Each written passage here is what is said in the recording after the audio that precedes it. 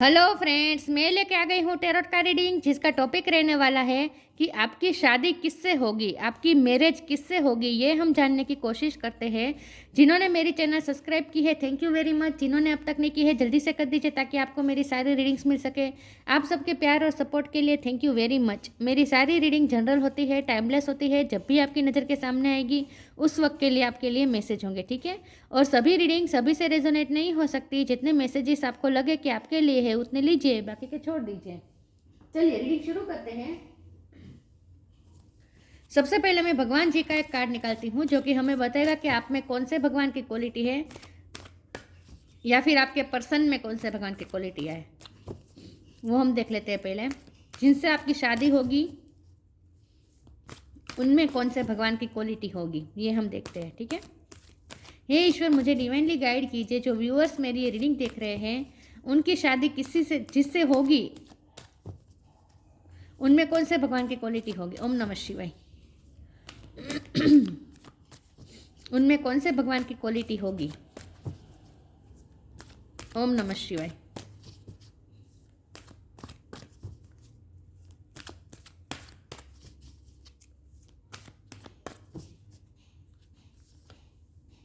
कल्कि, destroyer of the iron as.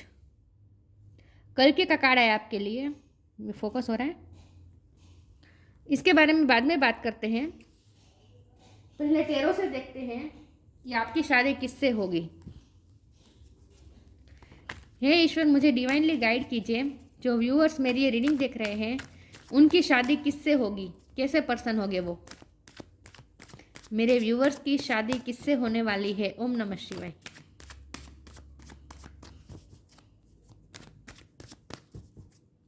आपकी शादी किससे होगी। नाइट ऑफ सोर्ड, यह कार्ड आना ही था। कल्कि का कार्ड जब भी आता है नाइट ऑफ सोर्ड का कार्ड आ ही जाता है, पहले ही आ गया। आपकी शादी किससे होगी।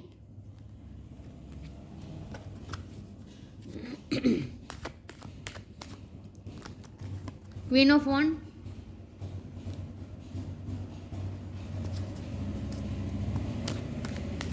आपकी शादी किससे होगी। ओम नमः शिवाय।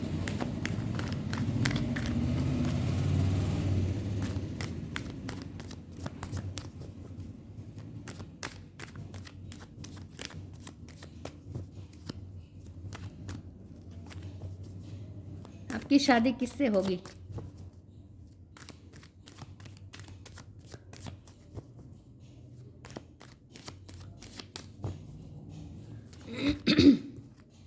इतने सारे कार्ड नहीं लूंगी, एक ही कार्ड लूंगी। आपकी शादी किससे होगी। 3 ऑफ पेंटिकल्स, आपकी शादी किससे होगी। ओम नमः शिवाय।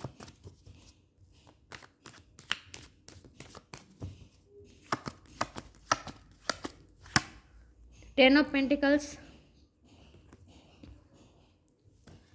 आपकी शादी किससे होगी। ओम नमः शिवाय। 4 ऑफ वॉन्ड्स और बॉटम ऑफ द डेक है page of pentacles, 2 of cups. Okay, I hope आपको कार्ड दिख रहे अच्छे से, ठीक है। स्टार साइन देख लेते हैं। यहाँ पे है earth sign, Taurus, Virgo, Capricorn बहुत स्ट्रॉन्ग है। एयर साइन है जमुना, लिब्रा, एक्वेरियस। फायर साइन है एरिस, लियो, सेजिटेरियस।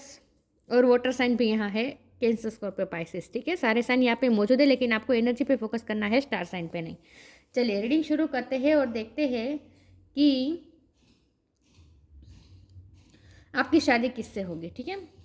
तो सबसे पहले तो मुझे ये लग रहा है कि आपकी शादी जिससे भी होगी वो बहुत ही वेल्थी पर्सन होंगे। उनका बहुत ही नाम होगा समाज में, दुनिया में, और ख़ास करके पैसों की उनके पास कमी नहीं होगी। वेल्थ बहुत होगी, सक्सेस भी होगे। कंप्लीशन मतलब कि 10, ये जो 10 नंबर है ना, कंप्लीशन दिखा रहा है, और 10 ऑफ पेंटिकल की एनर्जी में होंगे आपके पर्सन। आपकी शादी जिससे होगी वो ऐसे पर्सन होंगे जो अपनी लाइफ में बहुत ही सक्सेसफुल होंगे, बहुत ही सेटिस्फाइड होंगे, और लोग उनके बारे में ये सोचेंगे कि ये तो बहुत ही परफेक्ट पर्सन है, इसके पास तो सब कुछ है, इसके पास क्वालिटी है, इसके पास ज्ञान है, इसके पास पैसा है, दिखने में भी अच्छे हैं। मतलब ये कंप्लीशन, एक परफेक्शन वाली फीलिंग आती है उनसे। तो आपके पर्सन पहले तो आपकी शादी जिनसे होगी वो बहुत ही वेल्दी होंगे, सक्सेसफुल होंगे और हर तरह से जैसे आपको भी ऐसा लगेगा कि जैसे ये परफेक्ट है। लेकिन यहाँ कंप्लीशन का मतलब ये भी है कि आप दोनों एक दूसरे को कंप्लीट करेंगे, क्योंकि हमारे पास बॉटम ऑफ द डेक में यहाँ नीचे 2 ऑफ कप्स का भी कार्ड है। भले रिवर्स है लेकिन अभी मिलना हुआ नहीं है ना, इसीलिए लेकिन दोनों तरफ से प्यार इक्वल होगा, जितना प्यार आप करेंगे उतना ही वो भी करेंगे। या फिर अगर आप ऑलरेडी किसी रिलेशन में हैं और उनसे आपकी शादी होने वाली है, लेकिन इस वक्त आप दोनों जैसे एक दूसरे से खफा खफा हो सकते हैं, ये भी पॉसिबल है। या फिर शादीशुदा है आप ऑलरेडी और इस वक्त उनसे आपका थोड़ा झगड़ा चल रहा है, ये भी पॉसिबल है, इसलिए ये रिवर्स आया है। लेकिन प्यार तो दोनों तरफ है, ठीक है। आपकी शादी जिनसे होगी उनसे प्यार आप दोनों तरफ इक्वल होगा, जितना प्यार आप करेंगे उतना ही वो भी करेंगे। तो प्यार की कोई कमी नहीं होगी, बल्कि यहाँ तो मुझे ये दिख रहा है कि आप दोनों एक दूसरे को कंप्लीट करेंगे, एक दूसरे को जैसे एक दूसरे की लाइफ को पूर्ण बनाएंगे, ठीक है। दूसरी बात, यहाँ मैरिज का कार्ड तो आ ही गया है, 4 ऑफ वॉन्ड का कार्ड। तो इसका मतलब ये है कि इस प्रेजेंट टाइम में भी अगर आप किसी से लव अफेयर में है तो उसी से आपकी शादी होने के चांस 99% है, क्योंकि ये यहाँ मुझे एक भी कार्ड छोड़े जाने वाला कार्ड नहीं लग रहा। एक भी कार्ड मुझे ऐसा नहीं दिख रहा है कि जहाँ आप दोनों एक दूसरे को छोड़ रहे हैं, ये तो मुझे दिख नहीं रहा। बल्कि यहाँ तो मुझे फैमिली बनती हुई दिख रही है। इसीलिए मैं कह रही हूँ कि आप अगर इस वक्त किसी से लव अफेयर में है तो उन्हीं से आपकी शादी होने के चांस 99% है। एक अपवाद हो सकता है, ठीक है, 1% अपवाद हो सकता है।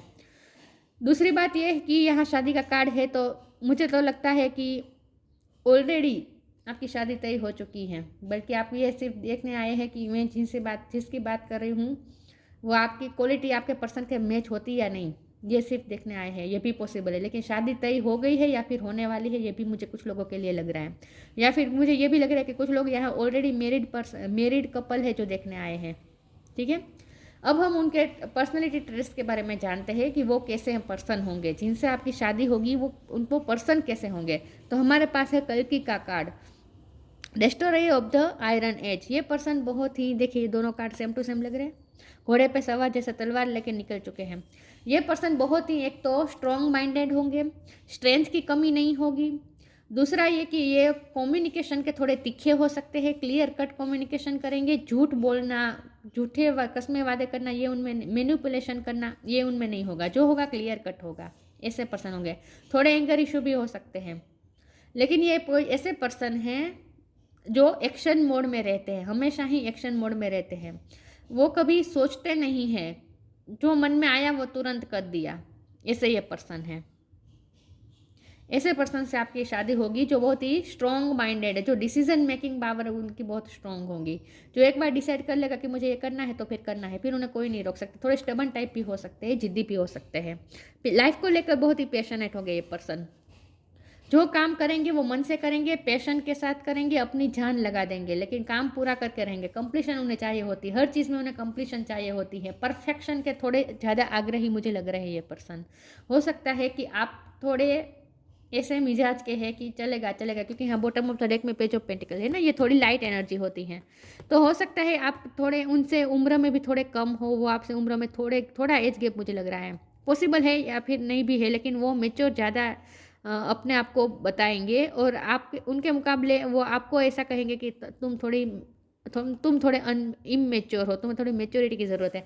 मतलब कि आप वैसे भी आप थोड़े लाइट हार्टेड एनर्जी में रहना पसंद करते होंगे, आप लाइफ को एंजॉय करना पसंद करते होंगे, और थोड़ा परफेक्शन ना हुआ तो क्या हुआ, कोई काम में परफेक्शन ना हुआ तो क्या हुआ, लाइफ तो एंजॉय कर रहे हैं आप। इस तरह की आपकी सोच थिंकिंग हो सकती है, थोड़ी बहुत उनसे ज़्यादा थोड़ी डिफरेंट हो सकती है, और वो परफेक्शन के आग्रही होंगे, तो उस बात पे थोड़ी बहुत आपके प्रॉब्लम आ सकते हैं। लेकिन यहाँ मैं ये भी बता दूँ कि यहाँ कल्कि का कार्ड है तो destroyer of the iron age का कार्ड है, तो इसका मतलब ये है कि ये पर्सन जब भी आपकी लाइफ में आएंगे अचानक आएंगे। ये तो मुझे नाइट ऑफ स्वॉर्ड की एनर्जी से लग रहा है कि अचानक आएंगे या फिर आ चुके हैं आपकी लाइफ में, ठीक है। लेकिन अचानक आएंगे जब आपने एक्सपेक्ट नहीं किया होगा, तब अचानक आएंगे, और अचानक से आप दोनों में ये स्पार्क जग जाएगा। क्योंकि यहाँ मुझे फायर भी बहुत लग रही है, क्योंकि यहाँ क्वीन ऑफ वॉन्ड का कार्ड है ना, तो बहुत ही अट्रैक्शन बहुत होगा, और आपसे खास करके वो बहुत ही अट्रैक्टेड हो गए। आपकी पर्सनैलिटी, आपके लुक से वो बहुत ही अट्रैक्टेड हो गए। या फिर मुझे लगता है आप सोशल मीडिया पे मिल सकते हैं, या फिर आप कुछ अपना ऐसा काम, क्रिएटिव काम करते हैं, वहाँ आपकी मुलाकात उनसे हो सकती है।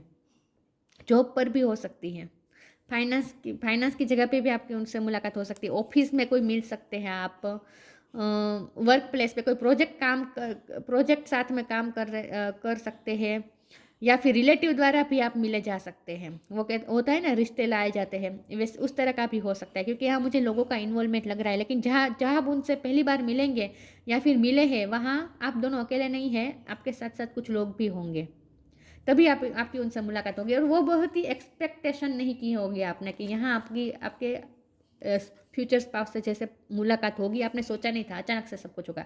लेकिन जब भी ये आपकी लाइफ में आएंगे, अचानक आएंगे, लेकिन जैसे ही आएंगे आपकी लाइफ में तूफान मच जाएगा। तूफान उस तरह से कि जैसे आपको जैसे आपकी लाइफ में से जैसे नेगेटिविटी निकालने के लिए वो पर्सन आपकी लाइफ में आए, ऐसा आपको फील होगा। आपकी लाइफ से कुछ लोग भी रिलीज हो सकते हैं जो लोग नेगेटिविटी फैलाते हैं। आपकी लाइफ में पॉजिटिविटी का संचार होगा, लेकिन इसके लिए नेगेटिविटी का जाना बहुत ज़रूरी होगा। आपकी लाइफ में ऑलरेडी कुछ बहुत नेगेटिव होगा, हो सकता है आपने लव लाइफ में सफ़र किया हो, या फिर फैमिली लाइफ में सफ़र कर रहे हैं, या फिर वर्क प्लेस पे सफ़र कर रहे हैं, लेकिन यहाँ कुछ ना कुछ नेगेटिविटी होगी आपकी लाइफ में। और ये पर्सन जैसे ही आपकी लाइफ में आएंगे, जैसे वो तलवार लेकर आएंगे और आपकी लाइफ से सारे नेगेटिविटी हटा देंगे और पॉजिटिविटी से भर देंगे। तो आयरन एज का ख़त्म होना मतलब कि कलयुग का ख़त्म होना, destroyer of the iron age, ये पर्सन आपकी लाइफ में कलयुग को जैसे ख़त्म कर देंगे और पॉजिटिविटी से भर देंगे। हो सकता है ये आपको भी ट्रिगर करे, क्योंकि आपको ये चेंज करने की कोशिश भी करेंगे, ये भी मुझे लग रहा है, क्योंकि आप मुझे उनके कंपेयर में आपकी पर्सनैलिटी थोड़ी अलग होगी, या फिर आपके थोड़े ऐसे भी इशू हो, आपकी थोड़ी ऐसी हैबिट्स हो सकती है कि चलेगा चलेगा, तो वो नहीं चलाएंगे। तो आपको थोड़ा चेंज करने की भी कोशिश करेंगे, लेकिन अच्छे वे में, आपको अच्छे वे में ही बदलेंगे। लेकिन यहाँ मुझे पेशेंस भी बहुत लग रहा है, और जैसे ही वो आपकी लाइफ में आएंगे, तहस नहस थोड़ी मच जाएगी, क्योंकि आपके थोड़ी कुछ हैबिट्स भी छूट सकती है, नई हैबिट्स आपको डालनी पड़ेगी, ये भी पॉसिबल है। लेकिन जो भी होगा पॉजिटिव, और आपकी लाइफ को भी परफेक्ट बनाएंगे ये पर्सन, ठीक है। और मुलाकात मुझे ऐसी जगह लग रही है जहाँ आजू बाजू लोग होंगे, वर्क प्लेस भी मुझे ज़्यादा लग रहा है, ठीक है, ओके। लेकिन ये पर्सन मेच्योर होंगे और लाइफ के प्रति पैशनेट होंगे, और हर काम में उन्हें परफेक्शन चाहिए होता है। ये कोई ऐसे, और तीखे थोड़े हो सकते हैं मिजाज के, या फिर वाणी के तीखे हो सकते हैं थोड़े, लेकिन होंगे क्लियर कट और लॉयलिटी मुझे बहुत लग रही है। कहीं भी आपको चीट करने वाली या मैनिपुलेट करने वाली जरा भी एनर्जी मुझे नहीं लग रही। ये पर्सन ऐसे होंगे। चलिए मैं क्लैरिफाई करती हूँ आगे।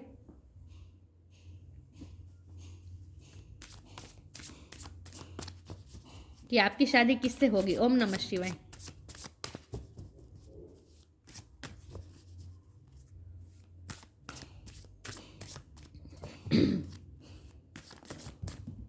ओ, इनर पावर,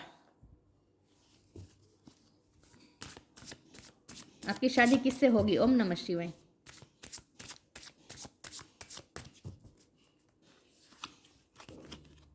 ग्राउंडेड। देखिए कितना कॉन्ट्रास्ट कार्ड आया है। यहाँ लायन है तो यहाँ गाय है। ये बहुत ही वाइड एनिमल होता है और ये बहुत ही सॉफ्ट एनिमल होता है, राइट। भोले भोले का हम तो प्रतीक ही समझते हैं गाय को, कि सबसे भोली होती है, राइट। और ये खूंखार होता है। तो ये दोनों पर्सनैलिटी ट्रेट्स उनके ही हैं। देखिए मैं समझाती हूँ। मैंने कहा कि ये बहुत ही स्ट्रॉन्ग माइंडेड होंगे, करेजियस होंगे और रिस्क टेकर होंगे, रिस्क लेना जानते होंगे और तलवार लेकर निकल पड़ते हैं।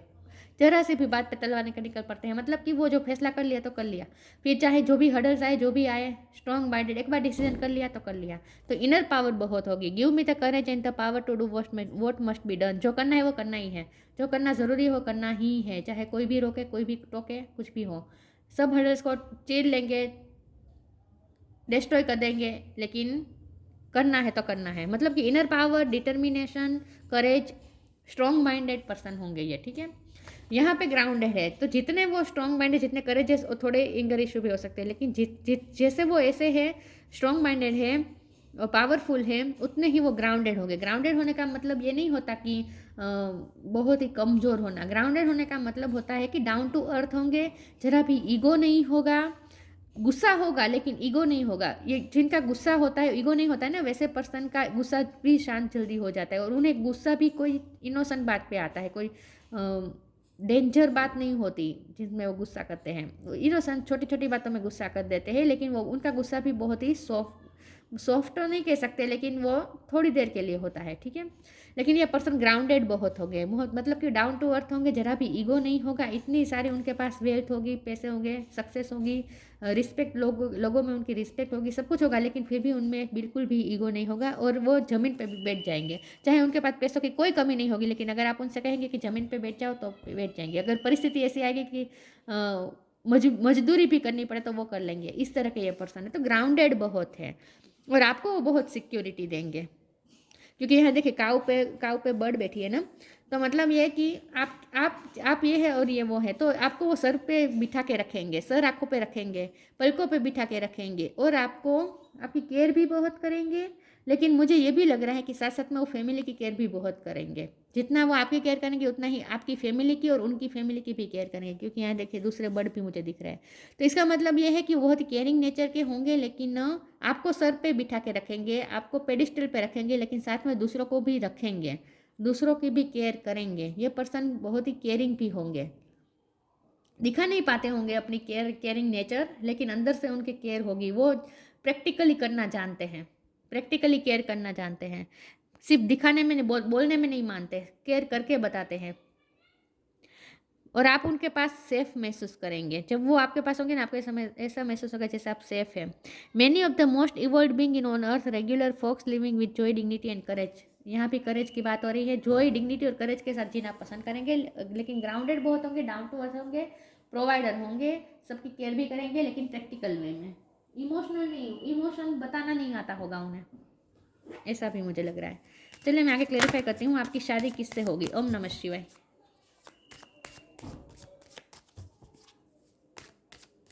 अगर आप उनसे कहेंगे कि फैमिली को छोड़ दो, सिर्फ मुझे पसंद करो, तो या फिर आप चाहे मेल हो या फीमेल हो, लेकिन वो ऐसा नहीं करेंगे। वो सबको साथ में रखना चाहेंगे, पूरी कोशिश करेंगे कि सब साथ मैनेज हो पाए।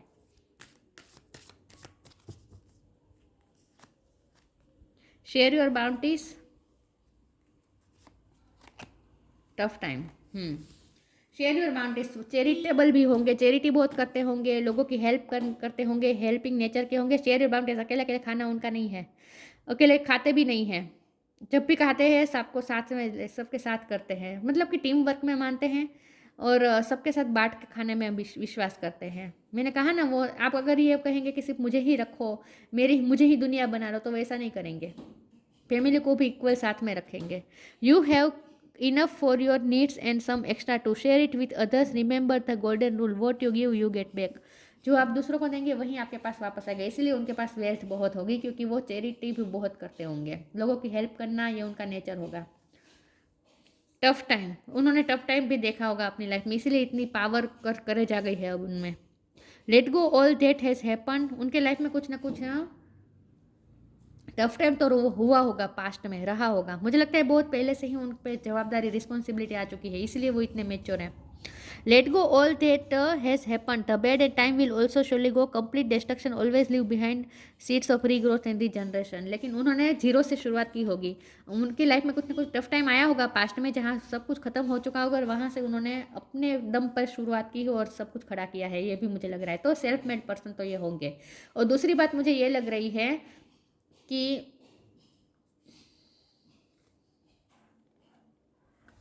ये पर्सन ऐसे हैं जो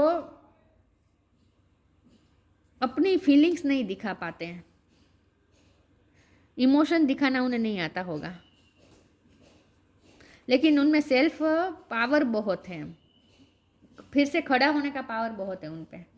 लेकिन जो भी करते हैं प्रैक्टिकल वे में करते हैं, ठीक है। पता नहीं मैं क्या सोच रही थी और मैं भूल गई, मैं कुछ सोच रही थी। देखते हैं आगे मैसेज क्या आ रहा है। पता नहीं मैं कौन से जोन में चली गई थी, लेकिन मुझे कुछ सूझ रहा था, लेकिन अब पता नहीं चल रहा, याद नहीं आ रहा।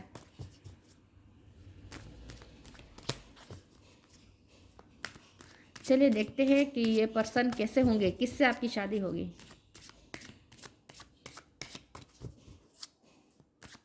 तो उन्होंने अपनी लाइफ में टफ टाइम देखा है, इसीलिए इतने डाउन टू अर्थ है।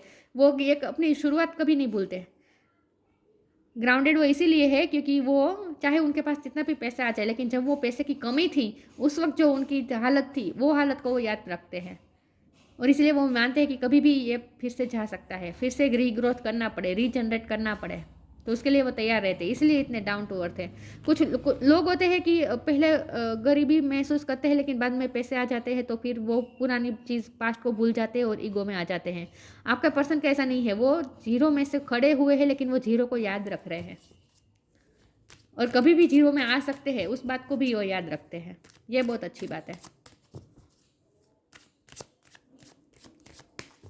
लेकिन इनर पावर है उनमें कि वो फिर से दोबारा जीरो से शुरू कर देंगे और खड़ा कर देंगे।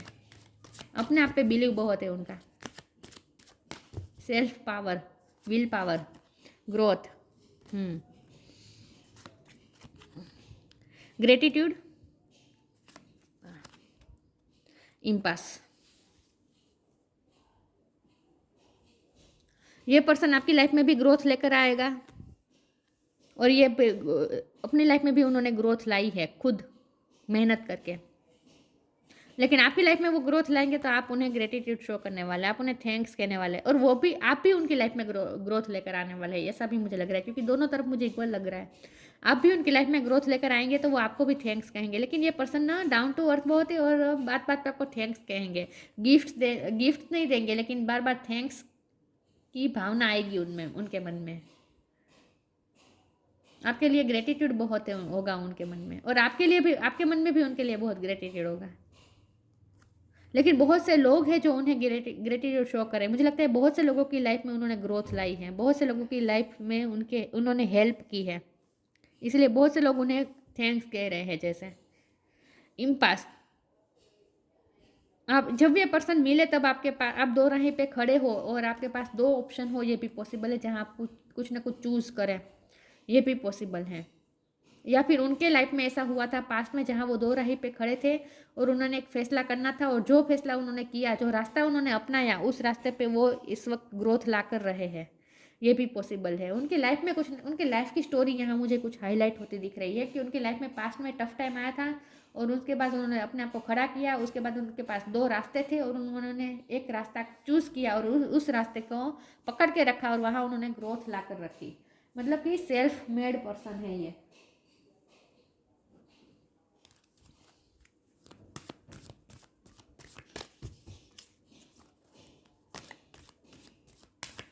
देखते हैं कि आपकी शादी किससे होगी। ओम नमः शिवाय।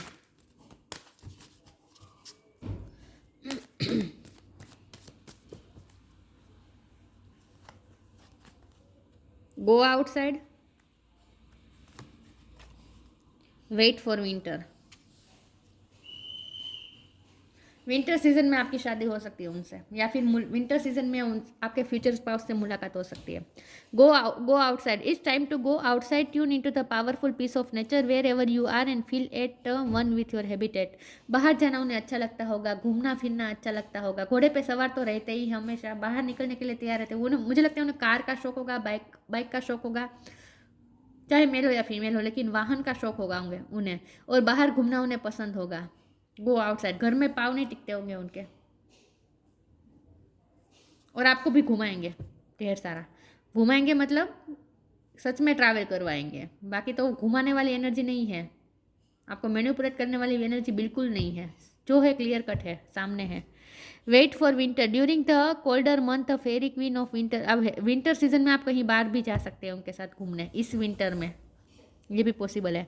During the colder month the fairy queen of winter will help you manifest your most heartless wishes as long as you are intention and are for the highest good of all. उनके intention बहुत अच्छे होंगे, सबका भला सोचेंगे वो। लेकिन wait for the winter का मतलब यह है कि विंटर में आपकी उनसे मुलाकात हो सकती है, या फिर उनसे शादी हो सकती है, या फिर विंटर सीजन में कुछ ना कुछ सिग्निफिकेंट हो सकता है। या फिर मुझे कुछ लोगों के लिए ये भी लग रहा है कि ये पर्सन ऐसी जगह पे रहते हैं जहाँ विंटर का बहुत सीजन रहता है। आउट ऑफ कंट्री भी हो सकते हैं ये पर्सन। गो आउटसाइड का कार्ड है तो आउट ऑफ कंट्री भी रहते हो सकते हैं, फॉरेन भी रह सकते हैं, जहाँ कोल्ड एरिया हो, कनाडा, अमेरिका, वहाँ कहीं भी रह सकते हैं, कोल्ड होगी वहाँ। या फिर मुझे ये भी लग रहा है कि विंटर सीजन में आप कोई कोल्ड जगह पे घूमने जा सकते हैं इस विंटर सीजन में। कुछ लोगों के लिए मुझे ये भी लग रहा है, ठीक है। चलिए मैं इसमें से एक कार्ड निकाल देती हूँ।